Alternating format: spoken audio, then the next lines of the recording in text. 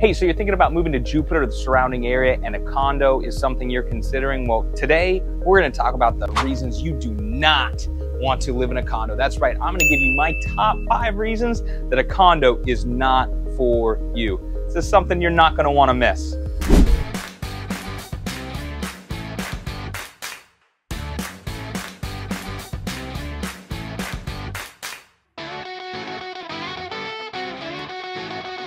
All right, so that's it. You've decided to make the move. You want to come down, enjoy Florida, feel the sun on your face, the breeze in your hair, hang out on your balcony, look at the water, look at the people swimming, have a good time, go to the beach yourself. Well, before you do, I want to give you some reasons that you may not want to live in a condo that you haven't thought of. But before we do that, I got to tell you, my name is Andy Johnson with the Andy Johnson Group over at eXp Realty. And listen, if this is your first time joining us on the channel, you need to click subscribe and you need to ring that bell so you can get notified anytime we post new content about living in Jupiter and the surrounding area. We're going to give you great tidbits about living in the area, great neighborhoods, great values, great golf courses, and everything else you may want to know. And you know what? If we haven't done a video on something that you want to know, go ahead and message us below. I'll make sure to make it happen just for you. But let's get back to it.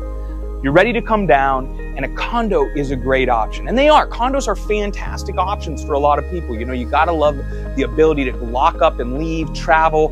Many people down here, obviously, snowbirds, have condos and second homes, and they do it for just that reason. You come, you don't have to worry about any maintenance outside. You know, you get excellent amenities in a lot of these, and most importantly for a lot of people is this is the way that you get to look at the water and be the closest to the beach, right? Home on the water here, I don't know any homes on the water. On the beach, let me be specific, for less than 12 million is the latest thing that I've seen. So maybe that's not your budget and you want to have a view like this, but you don't want a price tag like that. Well, this is your option. And like I said, tons of great reasons to live in one, but that's not what we want to talk about today. Today, what I'm going to talk about is the reasons that you don't want to live in a condo. And these are things that you seriously got to think about. As you may have guessed, I'm going to tell you the biggest reason I think that you need to pause before moving into a condo at the end. So make sure you stay tuned for that. But let's go ahead and dive right into it and start with number 1. All right, so number 1, condo commandos. That's right, condo commandos. Those are the folks that live in the condos that truly have nothing better to do than to make everybody's life miserable. And listen, right, we need them to an extent, or we need people, I guess I should say, that care about the condos, the ones that work tirelessly in the associations that don't get paid and really are making 50% of the building mad part of the time and the other 50% of the building mad the rest of the time. But these condo commandos are the ones that go above and beyond, right? They're the ones that report every infraction that ever occurs, no matter how small it is, and have got their noses in everybody's business and just make life a little bit more miserable. And listen, you pretty much always got one. Hell, if you got a big enough condo, you probably got 2 or 3. That is definitely my number 1, is the good old condo commandos that go man, they feel the need to go above and beyond in their call of duty. Which goes to my number 2, really, and that is the privacy aspect of living in a condo. If you've never lived in a condo and you're coming from another area, or you're from down here and you've always lived in a single family home, or even a townhouse, you know, there's a certain aspect that once you live in a condo, your privacy is not the same. I mean, you can kind of see here, which this is a beautiful building, I have to tell you, and props to a couple of my clients that allowed me to come shoot in this building. They've had this condo for a little bit now and are absolutely loving it. But we can see, right? We can see everybody's balcony from here. You know, you have neighbors that have balconies. I could wave to them over there. You know, is everybody sitting out all the time? No, but do you have the privacy of your own backyard with a hedge? Absolutely not.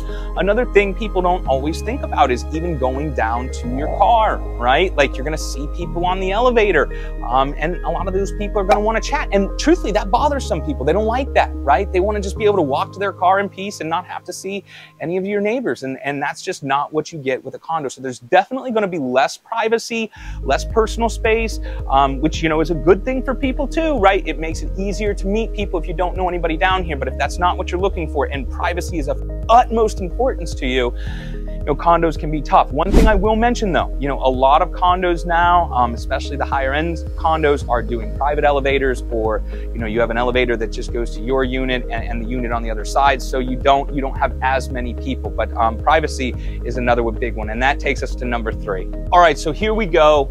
Number 3, quiet time. One of the things about living in a condo is if you purchase something that needs work, right? You come in and you want to grab a value rather than, a new construction building like this. You want to save some money potentially, or put your own spin on something, and you come in and you buy a unit that needs to be completely renovated or even partially renovated. A lot of the time in condos here, we're going to have a quiet time where you are not allowed to do any renovation work.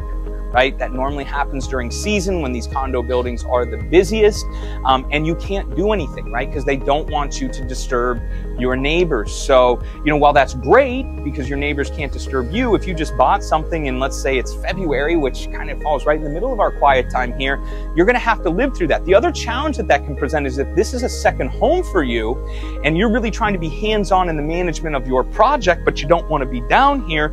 You're trying to manage your project from up north, but you don't want to be down here during the summer. Again, it can make things a little bit tricky. So if you're planning on buying a unit where you're going to have to do some major renovations, it's just something to be aware of when you're checking into these buildings and making sure that you can do what you want to do according to your schedule, and it's going to allow you to complete that real estate goal, which kind of ties into number 4. Number 4 and number 5 are going to be the big ones to consider. Number 4 for me is rules and regulations within condos. And this is so encompassing of a lot of different things, and they're really, really important. Listen, every condo down here, as you may imagine, has its own set of rules and regulations, and you need to know what they are and make sure that they suit your lifestyle. One of the biggest ones is pets, right? So many people come down with pets. There are buildings that don't allow pets at all. There are buildings that only allow cats. There are buildings that allow everything. There's a building that allow, whatever. But what's most common is if buildings allow dogs, you're only allowed 1. And a lot of times there's a weight limit, right? 35 pounds or less, 40 pounds or less, 50 pounds or less. So if your dog is 51 pounds, that's tough. Now listen, I'm gonna tell you right now, I'm not condoning it. It's just what happens down here is a lot of people turn their animals into service animals, and then the association can't do anything about it. So that's the other challenge is, if you buy into a no pet building because that's what you want, you're probably going to see pets anyway because that's how people are getting around it. But it's not just things like that. It's, how many parking spots are you assigned, right? A lot of condos, you only get 1 parking spot, and then guest parking, you are not allowed to park there. Heck no. You got to save that for guests, or you can be there for just a day, which I'll give you as a side note to a condo, not a major thing on my list, but a partial is, most of the time with a condo, you're getting 1 parking space unless you get into the higher end stuff. And then maybe you're going to get 2, the elite level condo, maybe you're going to get 3. So, if you're trying to come down and have 2 cars, probably can't do it. And again, the rules and regs on that is you are not going to be allowed to bring your car and park in the guest. But again, this changes with every building, and that's why it's so important that you read through those and understand what they are. Quiet time is going to be addressed in there. When guests can stay, what you have to do if a guest can stay, right? The ways that things are voted in. You need to go through rules and regulations and make sure it's okay. No motorcycles is a big one that we see down here a lot, right?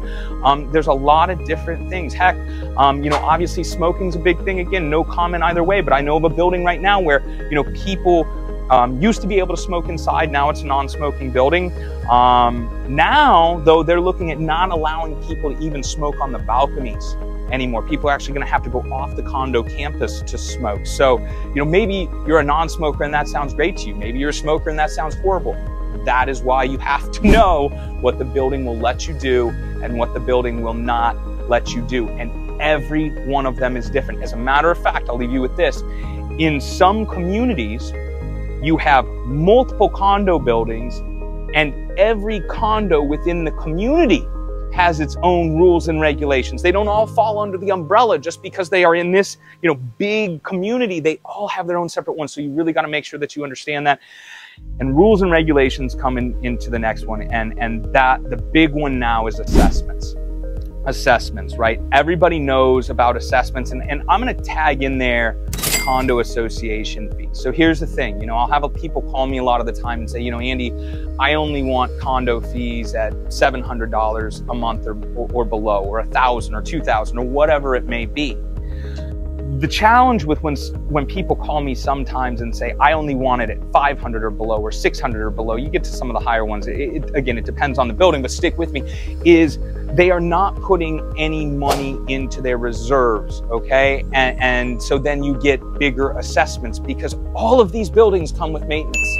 And how these buildings are dealing with maintenance and when they're dealing with it really makes a difference on what you're going to pay monthly or what you're going to pay in some of these assessments. Another thing, you know, since the condo collapse in South Florida, they've come back through, as they should, for safety reasons, and they're making all of these older buildings, you know, upgrade the building, the structures, to make sure that they're safe.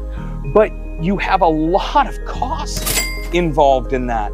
Or, you know, there's a building I know about right now that, again, these are all buildings. It was built back in the 80s, you know, so they've got old style railings. You know, the cement needed to be, or the stucco outside needed to be done. Then once they pulled the cement outside, they needed to re-stucco and do cement, all of these things. It ended up being a $70,000 assessment, and the average price of the condos in that building is about $500,000, $400,000 to $500,000. When you think about that, if it's $400,000, that's almost 20% of the value of the property. Now, the truth is that building and those units, more specifically, those units will be worth more when it's done, right? It's just like improving a home. If you improve the facade of the building, most likely the value of the units within them are going to go up, but that is a big deal. You know, there's a lot of people, truthfully, in that building that are not going to be able to afford it, and how they levy those assessments can change. You know, do you have to pay up front? Are they going to give you the option to pay over time? A lot of times you can find that in the rules and regulations, how they're going to handle assessments. And also, kind of a spin-off of assessments, and when you're looking at these, to ask about them is looking at the budget. So if you're looking to purchase a unit, you can always ask if there's upcoming assessments or upcoming work planned, right? Sometimes they know of upcoming work, but they haven't actually started talking about the assessment. And you can look at the budget. Do they have money in their reserves to cover these costs that are going to come? The elevators are going to have to be serviced. The building is going to have to be painted. You know, if they've got a paint project planned for 3 years from now, and the amount in the budget allotted to that section of the community is $500, and it's going to be a $50,000 job, well, you can pretty much be sure as hell that you're going to be getting an assessment on that, folks. And that's fine as long as you can handle it, you know about it, and you're comfortable with it. So it's nothing to be scared of, but it is something that you definitely have to investigate and understand. And every condo is different, right? That is the key. Every condo is different. So, you know, that's kind of the bad stuff to me, the main things about living in here. You know, there's the smaller stuff that people don't like. You know, hey, obviously you got to take the trash to a trash chute. Maybe that's good or bad for you. You know, some buildings, parking can be a little bit tough, and I don't just mean you got one parking space. I mean, you may like it or not like it. Some buildings you have to valet, right? You can't park your own car. I mean, that's a level of service that some enjoy. It's an inconvenience to others, so it depends on what you think. But overall, you know, obviously, we wouldn't have so many condos if they weren't such a wonderful option down here in Florida. And I just wanted to explain that to you guys. If you have questions about the good reasons and the great buildings that you can choose from, please let me know. Whether you're looking for something on waterfront or intracoastal, please let me know. You can always reach me. My team's here to help you. Thanks so much for watching the video. We'll see you next time.